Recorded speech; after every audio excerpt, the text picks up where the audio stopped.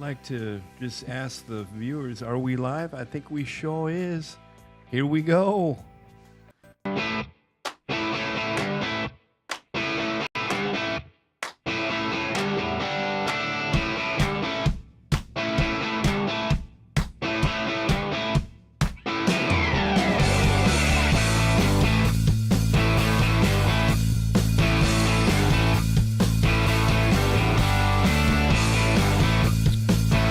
All right. It's that favorite time of the night, time of the day, ramblehour.com. Steven Etzel Jeff Taylor. and Jeff Taylor. Time to grumble. All right, we got some pretty good stuff this week. We got the updates on the NAR case that went on. I'm sure everybody's already heard about it. It's all over the internet. So we'll be talking a little bit about that and kind of maybe some discussion about how that can affect our business, which is going to be real good. So what we always do, we start off with what we're going to be talking about, right? So we always start off with our favorite topic, truck violations. Everybody seems to love those. And next one is what's happening in real estate. Well, we got a couple of cool things, a couple market analysis and so forth that we're going to tell you. Might be good news, might not be. We don't know.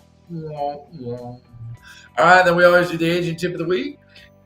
And we're going to go on to asking questions. We got some great questions this week, as a matter of fact. And then, of course, we'll just go ahead and wrap it on up. And hope you guys enjoy the show. All right, Jeff, what you got for us? Start off with is who? Violation number 1. Here we go. Oh, There's that track that we all that love. makes to me hear. cringe every time. Always makes me fun. Okay, Jeff. we do. We've got a violation. The first violation is this respondent was managing multiple properties for an owner and acted negligently or incompetently by altering checks for deposit in the trust account and changing the incorrect average fees for the owner. So they were trying to make a little extra money on the side. Ouch. Yeah. All right. First and foremost, property management. You know, a lot of brokers don't allow property management because of the high risk, of course. But property management is one of those specialized fields. Sounds to me like it's a misappropriation of funds. There's a 535.146D violation. And of course, what do we have to do now? We always have to account for our funds. And sounds to me like he was trying to take off the top. What happened to him, Jeff? Well, this one ended up having a 2-year suspension on the license, a $2,000 fine, and 30 hours in education in property management. Wow. You know, ironically, I thought that would be more. Yeah. You know, I mean, it is commingling and messing with other people's money. That's theft in a way, you know. So I thought that would be more like a maybe 4-year suspension. So there is hope to get the license back, it looks like, but he's got to wait 2 years, of course, for it to file. $2,000 fine. For some reason, I thought that'd be more than that too. And a 30-hour property management class. If you would have took the 30-hour property management class, you would have known not to do that. You know? I don't know about you, but I mean, every single solitary class has don't commingle funds. And wow, that. All right, what you got? Violation number 2. Violation number 2. Basically, if you have a complaint filed against you and the commission reaches out to you, you've got 10 days to respond. Mm-hmm. And if you don't, as in this case, that's a $1,000 fine. Wow. So basically, the bottom line is, if you get a complaint, they want you to respond to something, right? They need some sort of answer, and it used to be 14 days. So 10 days, I think that's not much time to respond to a complaint. You know, It really isn't. Let me pull that document up. Yeah, it's a 14-day response time. Let's and see. so you look at it, and you go, whoa. And ironically, they probably send the complaint out on a Friday afternoon. So there went 2 days of chewing away on that for the next 2 days. But here's something that I think a lot of agents fail to remember. A complaint against the agent is also a complaint against the broker. And it's just the same violation. If you don't respond, that's an extra violation, right? So you just want to respond. And, that goes back to keep your paperwork, right? And statutory law says that we got to keep our paperwork for at least 4 years. And sadly enough, somebody can make a complaint against you 4 years back. So yeah, that's a bad deal right there.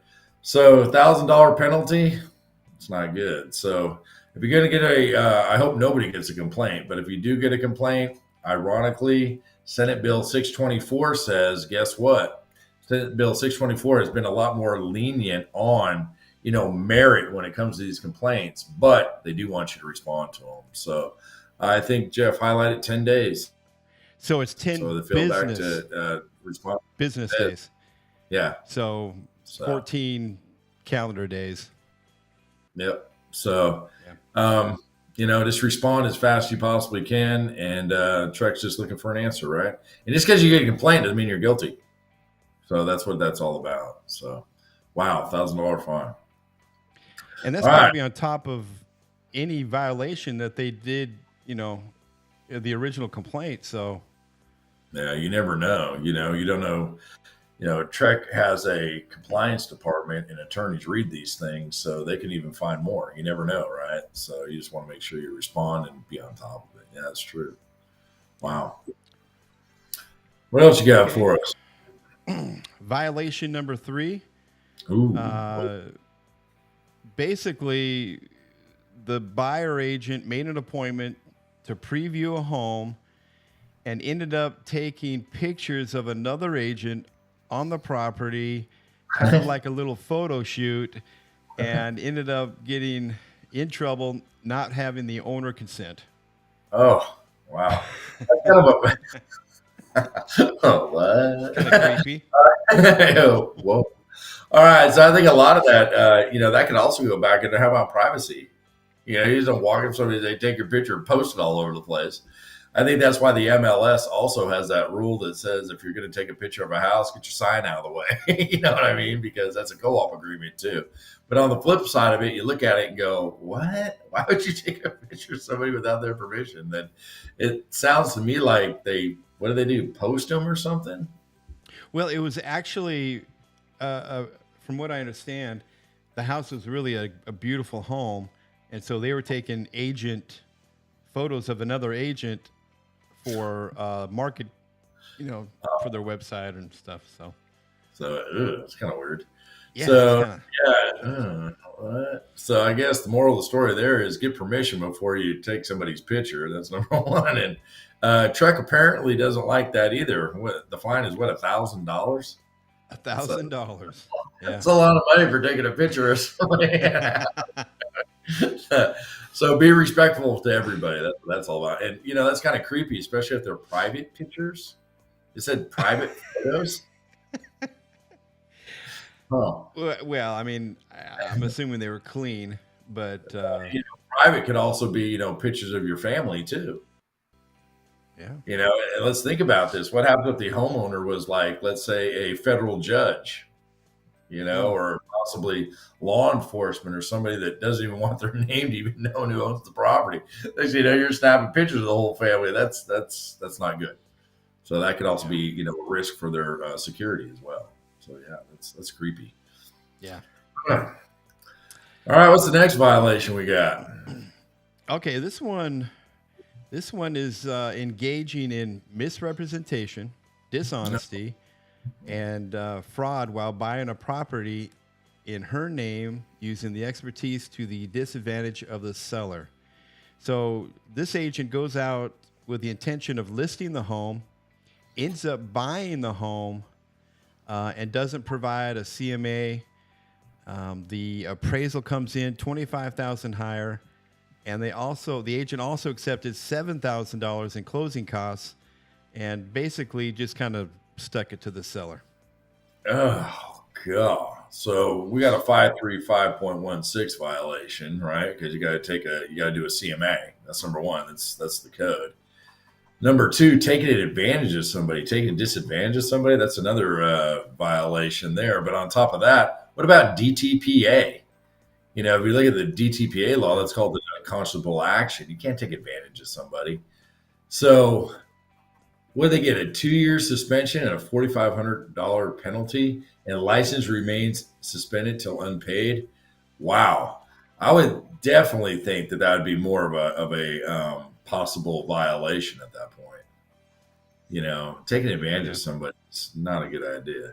So that just kind of goes back to, it sounds to me like they bought their own listing.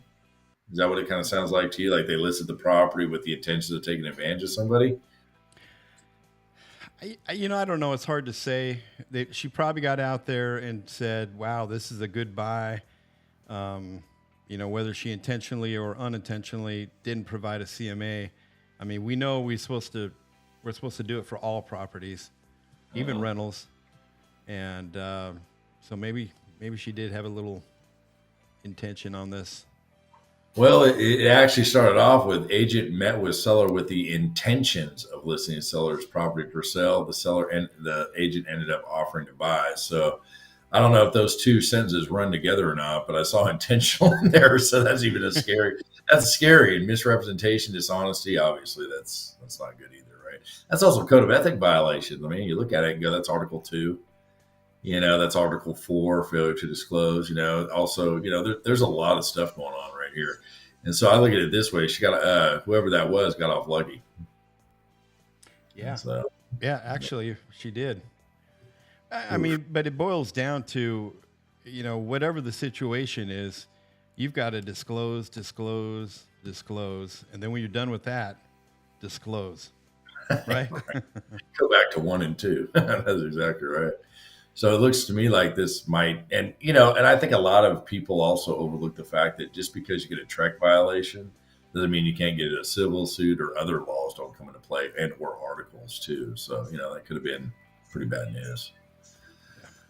All right, we got, I believe, one more, don't you? We do. We Violation. got 5. Wow, we Um, got more at you. so the last couple, or actually this one and the last one, you're doing something wrong. So you're pushing the envelope. This one here basically wrote up an offer, got it under contract, using buyers' names that were not even aware of this. And then what the agent did was go in and get that commission in advance on the commission, then cancels the contract, and then however he works it out with that commission company, I'm not sure, but he's using that to get an advance on the commission. Got caught. Sounds like fraud to me. Yeah. Sounds like real bad fraud. So respondently knowingly intentionally created a fraudulent contract so they can get maybe a commission advancement. Is that what you're thinking? Like commission Yeah. advancement? Yeah. And then all of a sudden intentionally knowing to cancel it.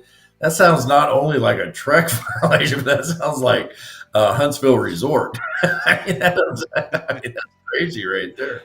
So basically, Right. that was intentional to steal, is what that was, right? So wow. What was the recourse on that one? This one's got to be pretty steep. I mean, this has to be pretty steep. Yeah. Now this one, their license was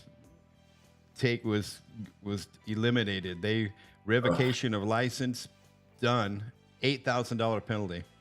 wow. So they got their license revoked, which Yeah. I look at it this way. That's the least of their problems. $8,000 penalty. My gosh, that's a pretty hefty one. And who knows what about all the criminal or whoever else is going to press charges. So wow, that's pretty scary. Even Right. to think that way is kind of scary if you think about it. You know what I mean? So that's kind of like fraud in an insurance company. You go out there and hit your car with a ball beam hammer because you need gas money. That's insane. So yeah, that doesn't sound too good to me. So wow. And the sad part about this is people don't think this happens. I mean, we're showing you it Mm. happens all the time. That's a scary situation. So all I gotta say is thank goodness for track. You know what I mean? When things like this happens, good thing that the consumer does have somebody they can reach out to make a Mm. difference. That's good. That's real good. Yeah. All right. Oh, Oh, whoa, this is whoa. I'm the. news or something coming up. That's right. Well, we got in the latest in news in real estate. Well, we got some good news and some bad news. What do you want to hear first? All right. All right, so we got some updates on the Texas Realtors Quarter 23 quarterly housing report, and we actually got this from the Texas Realtors website. And so, basically, the housing market is moving towards more balance between buyers and sellers. Well, here's the thing, too. It balances out whenever it seems like the interest rates are a little high right now. I'm sure everybody's read the newspaper, right? Some of the interest rates are going up.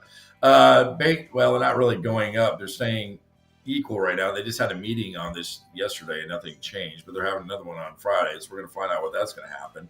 But it is kind of plateauing, and plateauing to me means slowing down. I don't exactly know what plateauing means to these people, but if the sellers aren't selling, the buyers aren't selling, I guess it is a balance. What do you guys think? All right, so reading off this actual report, kind of read you guys some highlights on this. Through the overall median price of the home sold in Texas in the third quarter of 2023 decreased 1.5% compared to the same period 1 year ago. So that is kind of bad news, right? It's kind of coming down a little bit, but you never know. Hopefully, going into the next or first quarter, things might change. We don't know, right? But as of right now, they are kind of decreasing out. But the good news is the median sales price of Texas homes in quarter three, I don't know if this is good or bad. If you're a buyer, it's good. Decreased $340,000 from 345. So that's kind of a slight decrease right there. So, that's like I always tell people, you might want to run a CMA a couple times, especially if you're listing a property, you want to run a CMA about every 2 weeks or so. If you see there's some declining going on, and unfortunately for the seller, I think they missed their window. What do you think, Jeff? Yeah, just a little bit. So you're looking at it going, this time last year, in the same period last year, approximately half of the homes sold in the third quarter were in $200,399 price range. So that was at the lowest and high ends of the period. 13% of the homes were sold for under $200,000, while 4% of at least $1 million.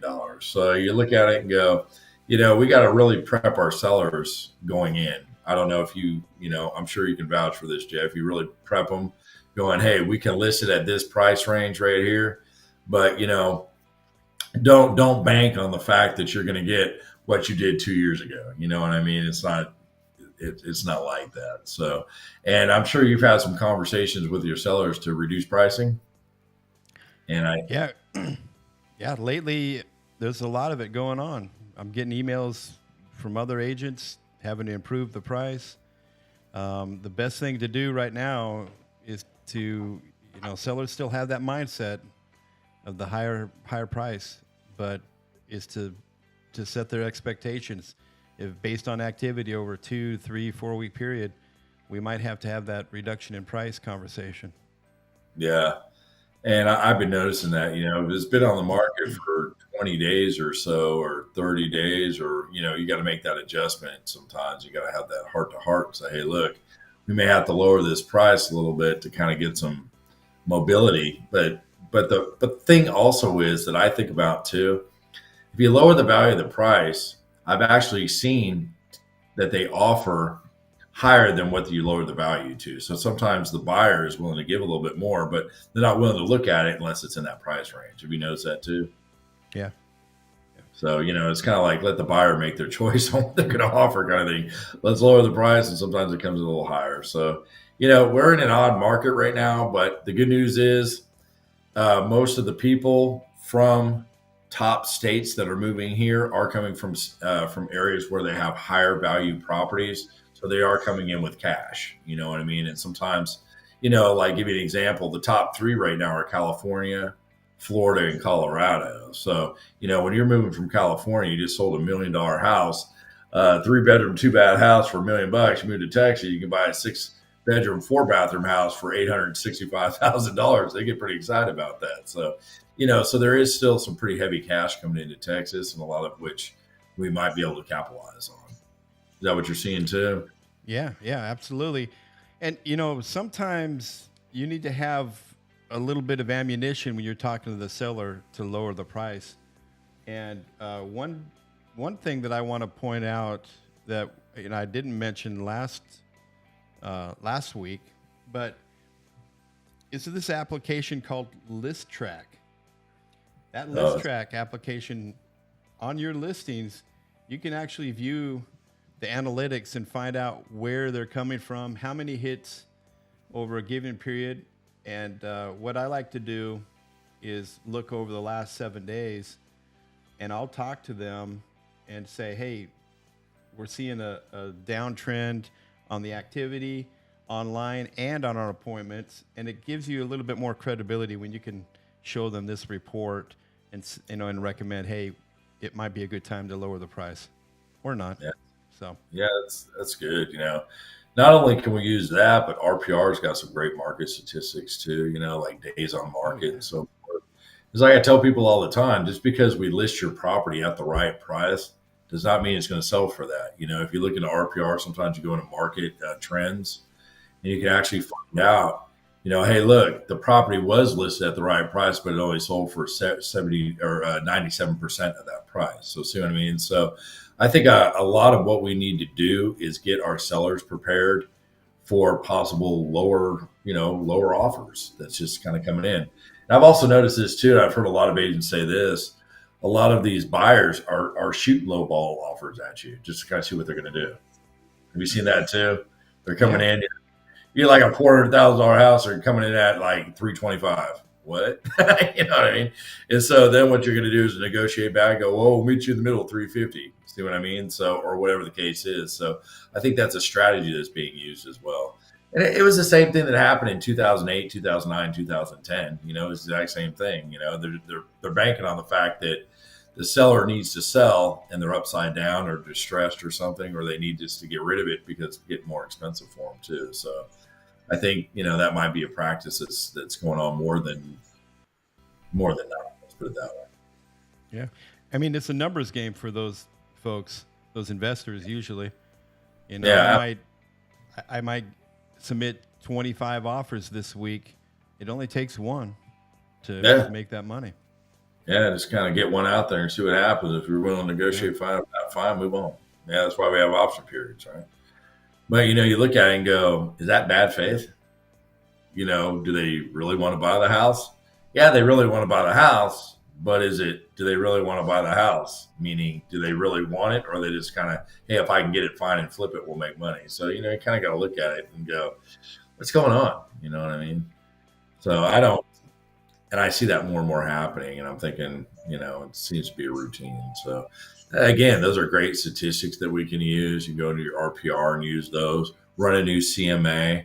Another thing that I started doing was whenever I take the listing on a property, I'll put them on that automatic drip. That auto drip that we have, that concierge service that's in our matrix system. Yeah. Do a CMA. The house that you list, do a CMA on the house that you listed. And then keep your sellers informed of what's going on in the market, so you can send them the new comps every week or whatever the case is. And that seems to be very helpful too. So I don't have to surprise them and go, "Hey, guess what? You know what's going on in the market?" They already know. You know what I mean? They're up to date. So that's good. Yeah, and you know what? I've got one more website I'd like to share also, and that's homebot.ai. It's like $26 a month, and they will send out, a real nice report on market trend and all that. There's a bunch of these services out there, but the key is that you're doing it consistently, and you're not having to remember to do it. It does it for you, so it's a real good way to keep in touch. And if you can have an automated service that's not bogging you down from doing what we do best, might as well do it. You know what I mean? Yeah. So that's an awesome tool. It's a real good tool. All right. We got some more news coming at you too. Anybody hear about the homestead exemption? That's going to be what? Okay. All right. Texas legislation reaches historic deal on property tax reform. What do you guys think about this one? Basically increased homestead exemption up to $100,000. So that's pretty good. I don't know how much it's going to actually affect the overall, or how much the savings is, but it will definitely help. And then there's some other if we could come up with some more tax solutions, that'd be absolutely amazing. But as of right now, that's one step going the right direction. Let's put it that way. because Texas does have some pretty high taxes. I think a lot of people don't realize, when they move here, especially from another state like California that's only paying 1.25 to 1.5%.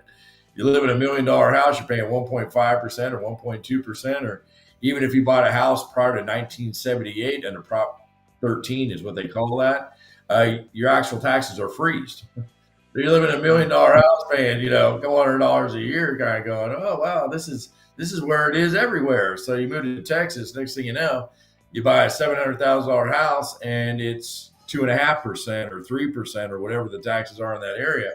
That's a shocker right there. So I'm glad we're moving in the right direction on that. That's and these buyers, once they update their driver's license, they can file for that homestead exemption. No more, having to reside in the house on January 1, right? So it's kind of our job to remind them. Which is good, because I remember you have to do the January 1st, you got to wait, and then all of a sudden you get all these, letters in the mail. We could help you homestead. I don't need you to help me homestead. All you got to just go online and go homestead it. But they're trying to get $75 to do it for you. So now when you buy the property, you homestead it. But there's other situations too to watch out for. If somebody has a disability exemption, or they have a over 65 exemption. So a lot of times people get kind of fooled with that as well. And so that can kind of carry over and go, well, wait a second here. Their taxes were only $700 a year. Yeah, but what did they have? They had a disability exemption, or they had a 65 or over exemption. And then you homestead it, you get caught up in a rollback situation as well. So you got to be real careful for that. So, that's just something to be mindful of, especially when you're looking at the tax records and comparing properties and how much they are and so forth to some of these buyers. Yeah, good point. All right, we got some more news came out, and I'm sure everybody's heard about this. I actually brought this up in the beginning. The NAR case. Oh boy, here it comes. All right, the NAR case, which is kind of interesting because I don't think a lot of people really fully understand this. There's not only a DOJ case going on, but there's also civil suits, right? So, there's a lot of stuff going on, a lot of things being compiled into one thing, and people get a little confused here. So, NAR has just had to pay, or has been ordered, let's put it that way, to now pay out almost $1.8 billion. Oh. Can I just tell you, that's a lot of money. $1.8 billion. Yeah. In a federal court in Kansas City just reached this conclusion. So it's not only that, but also triple damages. So if you go I'm just going to say 1.88 billion, that's a B, right? That's a B. It's a little less than that. It's like 1.73 billion. But if you multiply that by 3, give or take a couple numbers, that's almost $5.5 billion. That's a lot of money to have to pay out. You know what I mean? If you're looking at it. And so a jury in a federal court room in Kansas reached this conclusion on Tuesday. And the NAR and 2 brokerages were involved in this, Keller Williams and Home Services of America. And I'm going to be honest with you, that's a lot of money. But I can see this. I could see an appeal. What do you think? Oh, yeah, absolutely. I could definitely see an appeal on this. I don't think it's far from over. Let's put it that way. Just because you get awarded something doesn't mean that you're just going to, lay over and go, okay, here's your money. So I'm sure there's going to be some appeals going on. And I also feel this, and this is the scary part of this whole thing.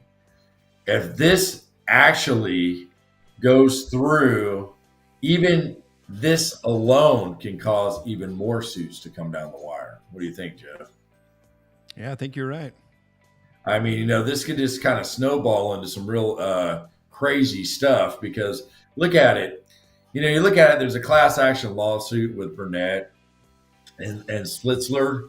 They actually have a class action lawsuit going on. All right, let's think about this class action. All right, so who actually wins in class action lawsuits? Well, you got a whole bunch of people in one lawsuit. And how much do you think attorneys are making out of this? Well, you just got awarded, let's just say, I'm just giving, you guys got awarded $1.8 billion. I'm just giving a number. And they probably charge about 40% of that. Come on. So you're looking at a $650 million payout to the attorneys. And I don't know about you, but has anybody ever been into a class action lawsuit before? You know how they send out all those things. Yeah, if you use Roundup. Oh yeah, I use Roundup. Next thing you know, you get thrown in the mix. How much you actually make? $3.99. So the actual complainants or the plaintiffs, if you will, don't really make a whole lot of money. So this sounds like it's more attorney driven than anything else. You know what I mean? So you're looking at it going, I'm sure there's going to be some appeals in place. I think it's far from over. So that's why, I look at it and go, well, that's a lot of money, but you never know if it'll be overturned or not, or even, maybe less amount. We don't know yet, but I can definitely see some appeals. So I say, hang tight. It's not over yet. It's not over yet. But I do believe there's going to be some changes to your MLS. I do see that. And one of the changes, how you can search the BAC, like if you can set a setting for BAC, and you can only search for buyer agent commission. I think that's they've already taken that out of your MLS. You look at it, you can't search for BACs anymore because why? The buyer needs, one of the main focuses, like we've already talked about, was the buyer didn't have an opportunity to actually know how much you're getting paid, right? So if you just searching by BAC, does that sound like a unequal to the buyer? Yeah, because shouldn't the buyer should have an opportunity to choose their commissions. Well, the problem is if the buyer has an opportunity to choose their commission, what are you going to end up with? You know what I mean? And then they're also saying that the sellers were raising the value of their properties to pay the commissions. So that was overinflating property values. Well, we can argue that all day long. You know what I mean? But on the flip side of it, they're also saying that the listing agents were kind of price fixing. Let's put it that way, because that's what the actual case is all about, is price fixing. And let's say, for instance, I'm a broker and Jeff's a broker in the same area. Well, if a broker can charge their own commissions, right? If I say, hey, agent, you can't take this listing unless it's 6%. Well, here's the problem with that. If Jeff's in the same area and he says, we don't take listings for less than 6%, what's price fixing? Two or more brokerages coming together in an area to make a fixed price. So you see how that could be a problem? So that's why I always encourage everybody, number one, get a buyer rep. That's number one thing. And number two, I look at it this way. If a seller wants to pay you less than 6%, I believe it's up to them to pay it. I mean, we're worth, more. I'm fully aware of that, but 2% of nothing, 2% of something is better than nothing of nothing. So, having that discussion with the sellers can definitely possibly help out a little bit as well. What do you think, Jeff? Yeah, no, I agree. So, there might be some changes coming down on the MLS. There might be some changes coming down on how we do business. I'm not exactly sure yet. And I'm not going to jump into conclusions yet because, like I said, there's going to be appeals and everything else. So I think once the smoke clears, we don't know when it's actually going to clear. It could be 2 weeks, could be a month. But, I don't think it's time to get nervous yet. Let's put it that way, until we actually get some solid grounding rules and regulations of what we need to do. But there are some agencies that are jumped out of the MLS. You saw that, right? Right. Yeah, some of them are choosing not to join the MLS any longer. They're jumping out, which I don't know how that's going to work out for them because, the MLS is one of the things that we use to market property. So what do you think? They might go out and start their own? Yeah, I think so. Actually, I'm open to it. It's, yeah. I think it would be nice. On the commercial side, we have several different, sites that allow you to do that. So, you got LoopNet, you got Crexy. You got all kinds of. We're paying for them, of course, but they do have their kind of own sites, right? And so you look at it and go, I don't know. There's also some MLSs that are combining together too. You've seen some of that too. So some are combining together. Some of them are, you never know what's going to happen. So like I said, I'm not jumping to the conclusion yet, but we're going to see in the next couple of months what's going to happen for sure. So there's the latest and greatest on the NAR lawsuit, but we can also find that on the NAR.realtor breaking news. All you got to do is go to the website and it's everywhere. And all the MLSs are sending out all the new stuff too. So, there's definitely a lot of information out there for us to read about and to keep us to. So I strongly suggest we all do. Yeah. All right, Jeff, time for our sponsor.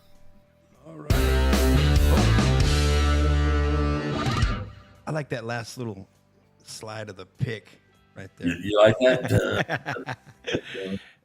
Okay, back to our number one sponsor here, Handyman Plus. From big to small, Handyman Plus does it all. And actually, I think he bailed out a couple of different agents this week. Yeah, And I heard. so, yeah, he's just a real good all-round service, from electrical, plumbing, just anything, really. So, Yeah, I even had an agent call him this week, yeah, for a plumbing issue. So, I mean, he really is an all-around contractor. So, very trustworthy and good at what he does. So it's awesome. So, yeah, he's helping bail out one of our agents. So there you go. So thanks, handyman. What can you ask for, right? that's So right. appreciate you. Appreciate everything that you do. And we're just going to keep sending everybody. As long as you keep doing the good work, we're here to help you out, right? That's what it's all about. That's right. Okay, now we've got the agent tip of the week. I like this music also, right? It's real happy. That's right, our boy Bobblehead loves it. Oh man, he gets all fired up here. He actually starts bobbling on his own. It's kind of funny. You didn't even have to touch him, huh? Yeah, he just starts dancing around. I'm like, what's up, man? Calm down. All right, so agent tip of the week. All right, tip comes from Everlyn. Evelyn. Evelyn? You like that? Evelyn, Yeah, sorry thank you. about that. All right, it's all good. All right, wants to share when listing a new property, always double and triple check the information you have been provided by the seller. What? That's All right. right. Hey, that's one of the best tips I can give you right there. I got this might be a surprise to people, but sellers lie. Yeah, What? that's not supposed to happen. Yeah, well, yeah. That's a no.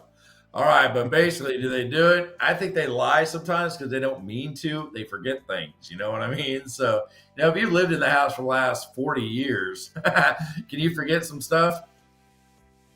Oh yeah. Maybe. All right. See, sometimes that they just don't think it's important. Who would have thought the IRS would want their money back? What? They look at it and go, sometimes I don't believe they mean to withhold information, but it's our job. Remember, we talked about this a few times in previous shows. We got to be meticulous, which means do some due diligence, do some title searches, look at the tax rolls, do everything we possibly can to find out what is going on with that property to the best of our knowledge. That's what it's all about.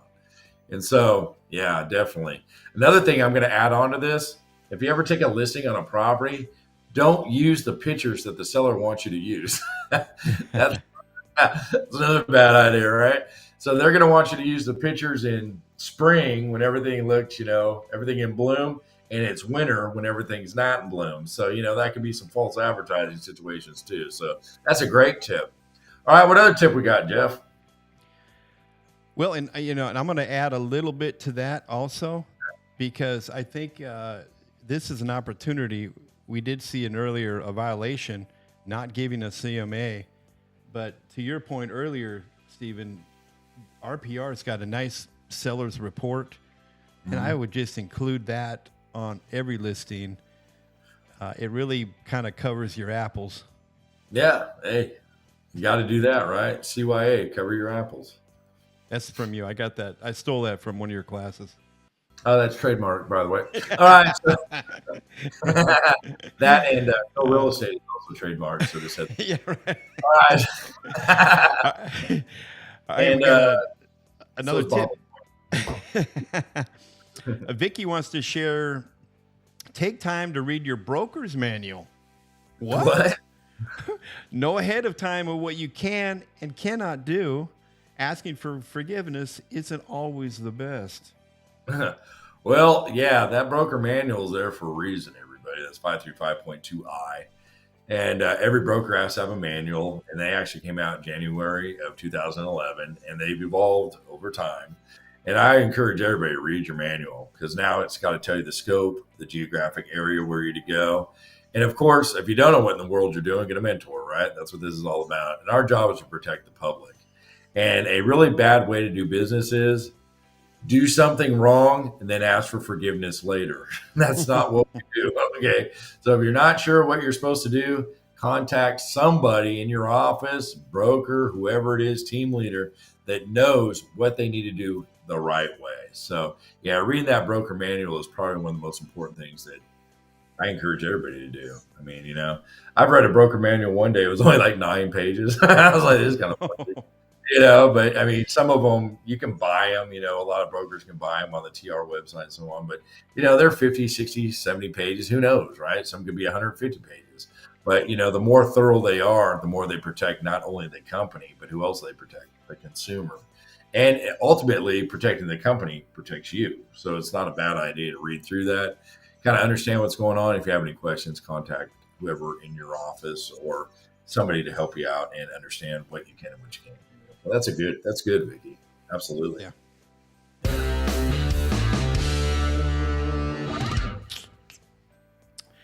Okay.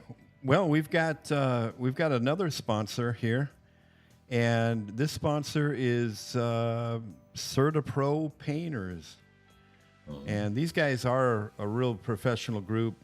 They come in. They might be just a little bit more expensive, but they will come in and knock it out in short order. So they've always done a real good job. Isn't there a saying, you get what you pay for? I've heard it. Hey, if they can get in, get the job done before somebody else can, paying a little extra, that's not a problem, Yeah. And they do an exceptional job. So if you're gonna do an exceptional job, get the job done early and or on time. There's another fun one, trying to get it done on time. Hey, they're willing to take a look at. Let me tell you, because especially now, things get backed up. Weather's changing, so not construction kind of slows down a little bit. If they can get in, get the job done, and get it done on time, that's what it's all about. So, all right. Oh, there we go. Now this is everybody's favorite. Oh no! Oh yes. Oh boy! We get to ask Steven anything we want Oh. about real estate. Yeah, I was going to say, keep it limited, please, because I don't know anything else but real estate. So good luck. Yeah, let me qualify that real quick about real estate. All right. So a couple of emails came in. So what's the first one we got? First one is from Ginger from Fort Worth. Fort Worth? And she's asked, Fort Worth in the house. What is the best warranty company to recommend to my clients? Or should I even be recommending any? Well, let's go back into that. Best warranty company to recommend. That's where the trip up is, right? It's not wrong to recommend a warranty company. That's not wrong, but you want to do at least 3 to 5, right? Give them a choice. That's what that's all about. There's many reasons for that. Number one, I don't want to steer you to somebody. That's probably not a good idea. And number two, you want to find the warranty companies that work well with you and your clients, of course, and offer exceptional services. So, give them 3 to 5 to choose from on their own and let them choose the plan that they want. Because I hear a lot of times, oh, I'm just going to let Title choose the plan. No. Title is a neutral party, everyone. You don't want them on the hook to say, oh, yeah, we're going to go ahead and go with the gold plan when you want the silver plan. You see how confusing that can get? Or, hey, here's the silver plan when we want the gold plan. So you choose, give them opportunity to choose 3 to 5, and they can make their own choice. What do you think, Jeff? Good way to do it? That's a real good way to do it. You want to stay as far away from the recommendation of any one particular home warranty company, and because they don't always meet expectations, and when they don't, who are they going to blame? You. Yeah, that's exactly right. So, let them call them if they have any questions. They answer the warranty questions, not me. And every warranty company is different too, by the way. They also do other things, fertilize your lawn maybe or change your air filter. Who knows, right? They can offer different coverages and offer different services that may accommodate you even better. So, that's why you need to interview them and see what you want. All right, looks like we got another one that came in. Tony from Austin. Whoa, Austin, Yeah. Texas. Yeah, All here we right. go. I provided a referral to another agent from another brokerage, but I didn't put it in writing. Is there anything I can do about it now? So it sounds like he did not get paid for it. I'm not sure. Do we have any wah, wah music for the background? Yes, we do. Yes, we do. Oh my word! Here we go. Comes. There we go. There we go. All right, that right there. It's just like the old saying: if it isn't in writing, it didn't happen, right? So, we do have in our TXR forms referral from broker to broker. At one time we were like, what do we use for a referral form? You'd have to make up your own through the company, or you could actually go to NAR and you can download one. It was basically a standardized one that everybody could use. Some companies had their own, whatever the situation is. But if you're going to refer another agent business, what should you put it in? Writing. If it's not in writing, it didn't happen. Let's just put it that way. Now, on the flip side of it, me personal, if I said that I was going to give you a referral, I would do it. Does that make sense? I'd reach out to them and say, hey, look, we closed the transaction. I know we had an agreement, an oral agreement. What I'm going to do is I'm going to send you a referral form. You go ahead and fill it out so your broker knows and I know what's going on. And then that way we can get you paid. But on the flip side of it, not everybody is forthcoming with giving money. Does that make sense? And in my mind, we all work together, right? We might all work for different brokerages, but guess what? We're all on the same team. And that's called professional courtesy in my mind. But on the flip side of it, let's look at the realistic side of this thing. If it's not in writing, it's going to be kind of hard to enforce, because what does the statute of fraud say? To get a commission, what does it have to be in writing? So, definitely there's your form of agreement between brokers. That's actually for residential leases. There's actually, that's not the one, but it's a broker. It's actually a referral form, broker to broker referral form. So you want to make sure that you use that form and make sure it is in writing. And here's another thing too. If you ever had to refer somebody, follow up. You know what I mean? Follow up with what's going on in the transaction. Say, hey, where are you guys at with this? What's going on? Ask questions and, be involved. So that's another thing. That's a registration agreement between brokers. And so basically, you're going to have to use the proper form to. so there's in there. I swear it is. All right. It is a TXR form. And you just want to make sure you follow up on that. All right. Next question. All right. Next question. Beaumont. Man, we haven't got one from Beaumont yet. This is good. Yeah. So this one, Jamie from Beaumont. I heard the seller's disclosure notice, TXR 1406, must be used for any contracts written after September 1st. Is this true? Well, a good question. All right. I heard the seller's disclosure notice must be used for any contract written after September 1st. Oh, okay. You're getting down on the weeds on this one. Yeah, nice. I'm definitely getting down on the weeds. Nice. All right. So you look at it and go, was there a newer or updated seller's disclosure notice? Yeah, there was one, right? Because they added, obviously, pipelines to it. So if you are going to use the seller's disclosure notice, use the newest one, right? Number two, notice how it says, I heard the seller's disclosure notice must be used for any contracts. That's not correct. And it's also not correct for every situation.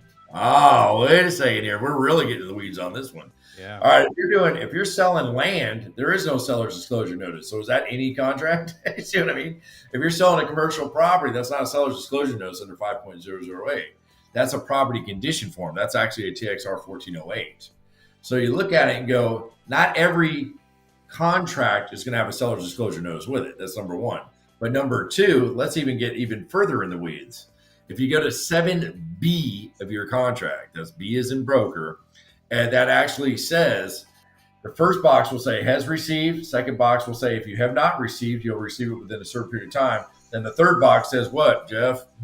Not required. So is it required for every single solitary contract? No, because there are some exceptions to the rules.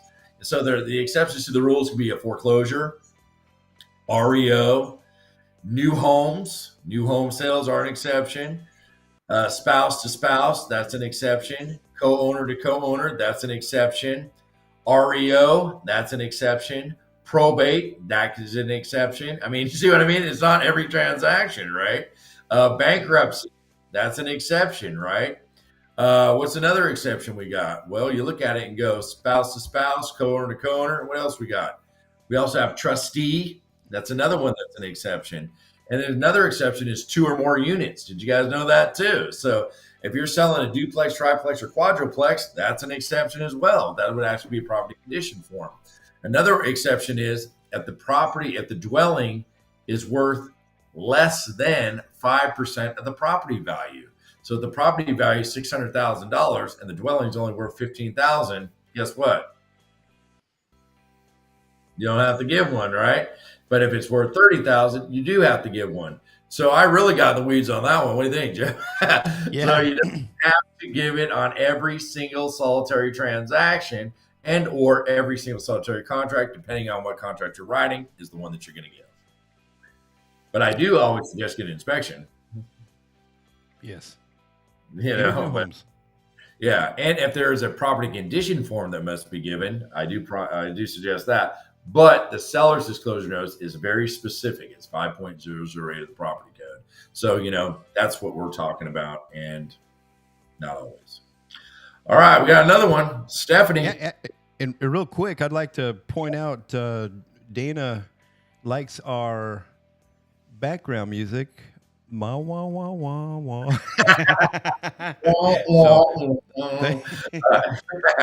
had that set up. Oh, that's what the music was she's talking about. I thought it was the background. Okay, good job. No, she was probably saying that in her head. She went, yeah, right. Okay, so this next one, Stephanie from Salina. I'm a brand new agent. How do I build my database and get in front of people? Good question. Whoa. All right, that's kind of a numbers game, right? Get in front of people. All right, one of my things is I love open houses. I mean, people love them, people hate them, right? But if I was a beginning agent, open houses, if they have open houses in your office, call the agent. See if you can have an open house for their property. You know, that's a good way to get out. When I first got into real estate, many moons ago, to get my business started, that's exactly what I did. I went to everybody in the office and said, hey, man, you got an open house? Yo, I'm definitely ready to, you know, I really want to make sure that if you don't want to do the open house, can I do it for you? And they were more than happy to help us. All right, another thing too is, how about new homes? A lot of people overlook those new homes now. At one time, new homes didn't want to talk to us. Remember that? You walk into a new home dealer, like, get out. Now they're sending us letters saying, come back. And what else are they offering us?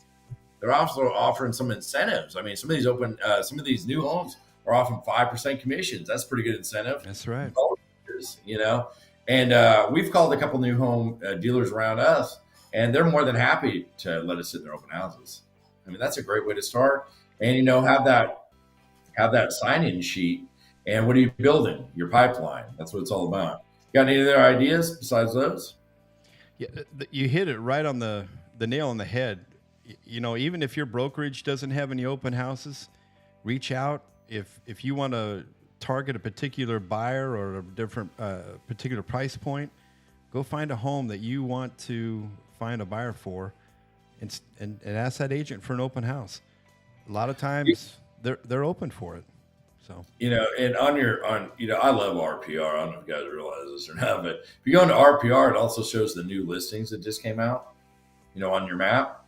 Click on the new, call the agent. Say, hey, I know this is a new listing. It just popped up. Are you planning on having an open house this weekend? If you are, do you mind if I go to the open house? You'll see what I mean? And Yeah. Jeff just went behind us. Look at all those news. The new is the orange.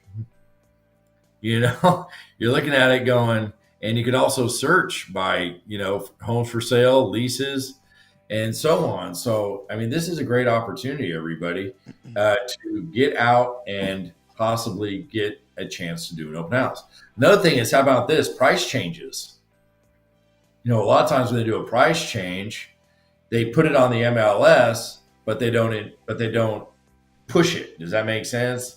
So how do you push it? Have an open house. So that might be a good way to get into your MLS system and use your RPR systems to see what is going on out there for new homes.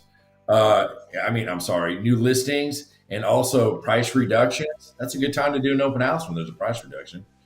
New home builders, that's another good way to do it.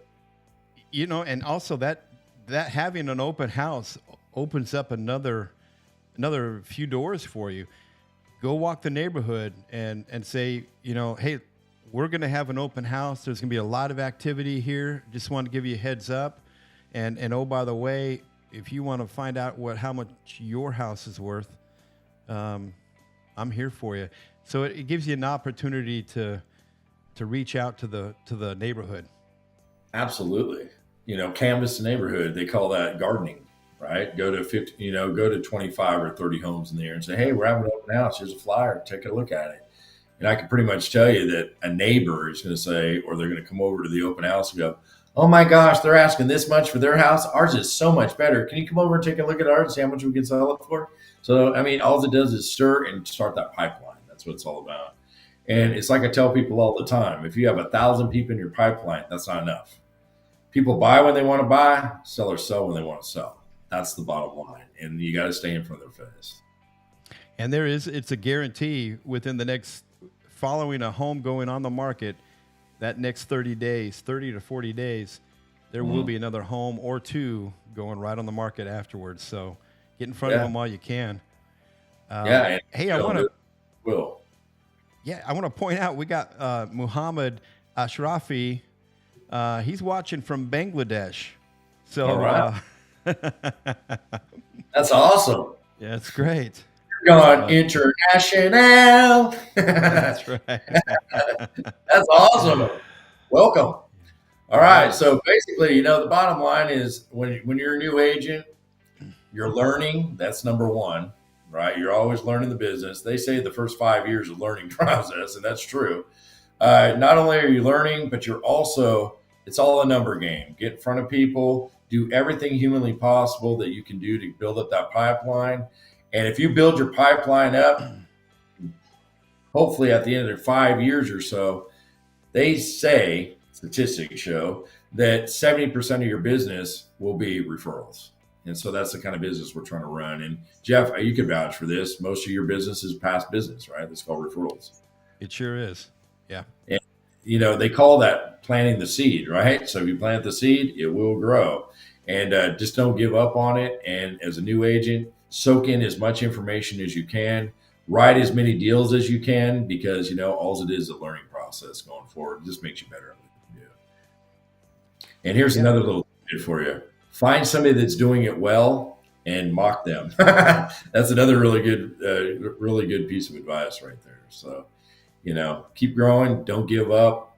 It's a numbers game. And whenever you think something's not happening, it really is. So, you never know what's going to make out of what you're doing. Plant the seeds. Yeah. That's a great one. Oh, I was going to throw another one. Go after expired listings. Yeah. A lot of people overlook that kind of, they're like, I don't want to deal with it. You know who makes money? Doing something that nobody else wants to deal with. That's the best business strategy in the world, right? Doing something that somebody else doesn't want to do is going to make you profit. So go after expired listings, and also how about for sale by owners? They're there. Oh, they're there. They're going to be popping up more and more because of, possible foreclosures coming up, possible distressed property. You're looking at all the economy changing, and more than likely, most people won't want to do it for sale by owner because they don't want to hire agents, and they don't want a whole bunch of people that are coming in open houses or whatever have you. They all have their own reasons. more than likely it's because they don't want to pay an agent. But on the flip side of it, if I can go in there and tell them, hey, look, I'd love to list your house, and I'm only going to charge you one. Let's make a commission split of 1%. Does that sound good to you? We pay maybe 2% to the buyer, whatever the situation is. Work that out with them, and because they all have it in their head that they got to pay 6-10%. When that's not true, right? We negotiate everything, and so I can pretty much tell you right now, if you go after an open house, if you go after a for sale by owner, the only way they can market their property is on Zillow. And so if they have an open house on Zillow, who do you think is going to show up on the front door? How about listing agents? You see what I mean? So that will also help keep the wolves off them too. You know what I mean? So that's also a win-win situation. So recap, do open houses for people, not only in your office, but how about other people? Call other brokerages, see if they can do an open house. Secondly, go to new home developers. They got some great opportunities. Expired listings, for sale by owners, and stay on top of everything that you do and follow up. That's the best and garden that neighborhood. Reach out, talk to the neighbors. Yep, that's why they call it gardening, right? You plant, it will grow. That's what it's all about. Oh, we've got something that's not on the run sheet. Whoa, what? Oh, what? I've got some news here. Uh-oh. Okay. I would like to, quick announcement. Okay, thank you guys. We've clapped. Wow. Just some news here. The 2024 Texas Realtors Leadership Team announces that Stephen Edsel has been appointed to the Professional Standards Committee. What? That's cool. Pretty fancy, Steve. Hey, thank What is you. that all about? Well, the cool thing about it is I've been trying to get on this thing for about, 12 years. And the good thing about it was apparently that I was fortunate enough to be appointed to the committee for going on to 2024 and have some great recommendations to get on. And basically what we're in charge of now is, the committee is in charge of if anybody has any complaints, any, TR, NAR complaints, they come to our committee, if you will. We get to read through them and decide on what we're going to do or what's going to happen going forward. So, or if it's a violation or not. So it should be a lot of fun, everybody. And I am honored to actually sit on that committee. And like I said, I've tried to get on it for 12 years. And the funniest thing about it was, somebody that was in my class that took, many of the classes, took an NAR Code of Ethics class, and she's taken it 3 times from me so far. And she goes, I'm on the ethical board committee, and I'm going to actually put a recommendation in for you to get on. And it was absolutely amazing. So I thank you to everybody, and I thank you to, even students. And we're all here to help one another, everybody. So thank you. And it should be a fun 2024. So thanks for being here. And Bobblehead will be there. Yeah, buddy, what's up? All right. Good deal. Yeah, absolutely. Well, that seems to be a wrap, sir. It's all right. So just a reminder, if anybody ever wants to be on Ramble, let us know. You can reach out by ramblerealestate@gmail.com. We also invite call-ins, 940-230-2899. Or you can even send an email of an agent that you worked with to want a spotlight. That would be absolutely amazing, because a lot of times we're out in the field, we're working with agents, we're working with people, and even if it's an appraiser, if it's an inspector, if you want to put them on a spotlight because they did an outstanding job, we invite that as well. So thank you so much, everybody, for tonight. I appreciate it. Hope you guys got a lot out of it. We had a lot of good information to give. And if you have any questions, again, feel free to email us, realestateramble@gmail.com. Jeff, final words. All right, that's it. No, great show. And again, congratulations, Steve. And we love getting those tips. We love the comments. Anything that you guys want to ask Steve, we should have the number ready for you to call in next show. Yeah, give us a reach out, and get involved. We appreciate it. Absolutely. That's what this show is all about, everybody, is helping one another grow through what? Conversation. All right. So you guys have a great night. We'll see you next week. All Same right. time. Thank same you. location. Ramble on.